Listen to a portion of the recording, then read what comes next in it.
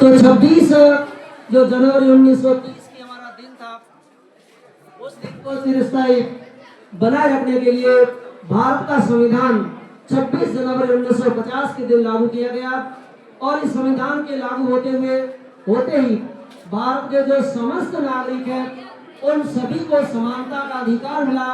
न्याय का अधिकार मिला, बंधुत्व का अधिकार मिला और उन सबको एक ही प्रकार के सब अधिकार उनको मिल गए। तो हमारा भारत का संविधान ने हमें ये जो तिरंगा झंडा दिया, इस तिरंगे झंडे के अंदर आप 3 कलर देख रहे हैं। इसमें सबसे नीचे जो हरा रंग हमारी हरियाली, समृद्धि, खुशहाली और संपन्नता का प्रतीक है, और सफेद रंग क्या हमारे पवित्रता, सादगी और सबको साथ लेकर के पवित्र मन से चलने की हमें प्रेरणा देता है। केसरिया रंग हमारी आजादी की खातिर प्राणों की बाजी लगाने वाले वीर जवानों की याद दिलाता है, त्याग, तपस्या और बलिदान की याद दिलाता है। उनके बीच में जो चक्र है, अशोक चक्र, जो सारनाथ के स्तंभ से लिया गया है, उनमें जो 24 तीर है वो हमें दिन रात 24 घंटे भारतवर्ष के लिए, एकता के लिए, अखंडता के लिए, सार्वभौमिकता के लिए और उनके विकास के लिए, भारत को विकसित राष्ट्र बनाने के लिए हमें प्रेरणा देता है। तो आइए आज के दिन हम इस भारत के तिरंगे से, इस भारत के संविधान से ये सीख लें, ये सबक लें कि हम सभी भाई बहन चाहे किसी भी क्षेत्र में रहते हो,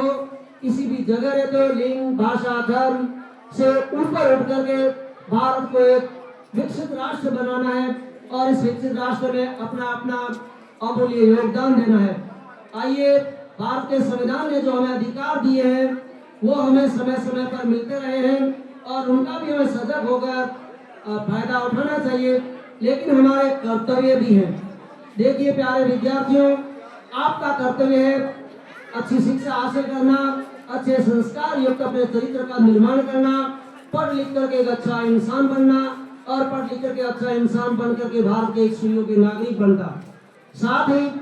ये जो नन्हे मुन्ने हमारे सामने बैठे हैं, इनके जो अभिभावक बैठे हैं, उन सभी अभिभावकों से मेरा निवेदन है कि आप लोगों का भी कर्तव्य है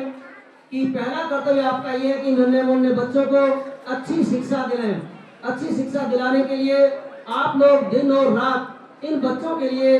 चिंतनशील रहें। जब भी ये बच्चे घर आते हैं शाम के समय कम से कम 10 मिनट इन बच्चों को आप जरूर दें। ये आपकी असली संपत्ति है, आपके लाडले जो है। अगर इनको इस समय पर सही राह मिल गई, सही दिशा मिल गई, तो उस वजह से आपके बच्चे अच्छी शिक्षा हासिल कर लेंगे। अच्छे शिक्षा हासिल करने के साथ में एक अच्छे नागरिक बन जाएंगे तो आपका नाम देश और दुनिया में रोशन करेंगे। इसलिए आप लोग अपनी खेती बाड़ी, पशुपालन, अपना जो भी धंधा है उसको जिस तल्लीनता से, जिस समर्पण के साथ कर रहे हैं, उसके साथ ये आपकी जो असली पूंजी है, जो भारत देश की राष्ट्रीय धरोहर है,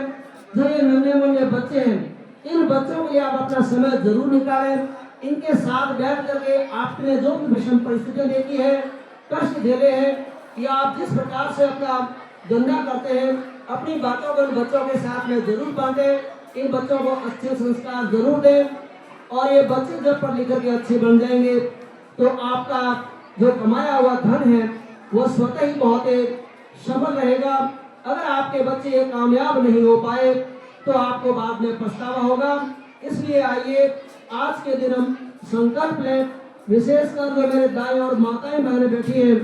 आपका मैं इस विद्यालय परिवार में बहुत बहुत स्वागत करता हूं कि आपने इस कड़कड़ाती ठंड के अंदर अपने घर के सारे काम काज छोड़ करके अपने जिगर के टुकड़े नन्हे मुन्ने बच्चों के यहाँ विद्यालय में पधारे हैं। आपका बहुत बहुत शुक्रिया। और मैं आपसे गुजारिश करना चाहूँगा कि आप लोग अपने लाडलों को सुबह 5 बजे के बाद अपने घर में सोने न दें, इनको अवश्य जगाएं और सुबह कम से कम 3 घंटे में पढ़ने के लिए प्रेरित करें। और जब अभी पीटीएम हुई थी उसमें आप लोगों ने कहा था कि ये सारे बच्चे दिन उगने के बाद उठते हैं, 7:30 बजे उठते हैं, बहुत बड़ी विडम्बना है। तो आइए आज के दिन आप ये संकल्प लें, कमर कसे कि हमारा कोई भी लाडला विद्यार्थी 5 बजे के बाद बिस्तर में सोया हुआ नहीं रहे। 5 दिन, 7 दिन, 10 दिन समस्या इनको हो सकती है, लेकिन बाद में जब ये सारे बच्चे अपने आप 10-15 दिन जगेंगे तो ऑटोमेटिक इनका झगड़ा हो जाएगा। और जब ये प्रातः सही समय पर उठेंगे, तो शरीर स्वस्थ रहेगा, शरीर स्वस्थ रहेगा तो मन स्वस्थ रहेगा, मन स्वस्थ रहेगा तो अच्छी तरह से पढ़ाई होगी। और सुबह की जो मेमोरी है, जो फ्रेश मूड होता है, स्वच्छ वातावरण होता है, हवा एकदम फ्रेश होती है, उस समय का फटा हुआ और बाद में दिन में 8-10 घंटे पड़े हुए के बराबर होता है। इसलिए अपने लाडले बच्चों को आप सोने नहीं दें 5 बजे के बाद, यानी उनको 5 बजे जगा दें और रात को भी 2-3 घंटे जरूर उनको पढ़ने के लिए प्रेरित करें। और आप लोग आज जिस प्रकार से इस गणतंत्र दिवस के अवसर पर यहाँ पधारे हो, ठीक इसी प्रकार से जब आपका कोई भी हम बुलावा भेजें, आपके बच्चे आपको कहें, आप समय समय पर इस विद्यालय में पधारते रहें। अपने बच्चों का गृह कार्य, अपने बच्चों का कक्षा कार्य, अपने बच्चों का आना जाना, उठना बैठना रहना, सारे आप अपनी निगाहों में रखें और विद्यालय आकर के हमसे संपर्क करें, गुरुजनों से संपर्क करें, कक्षा अध्यापकों से मिले कि हमारा लाडला बच्चा है, हमारी लाडली बच्ची विद्यालय में उसकी पढ़ने की क्या स्थिति है, खेल कूद में क्या स्थिति है और किस प्रकार से वो गृह कार्य करते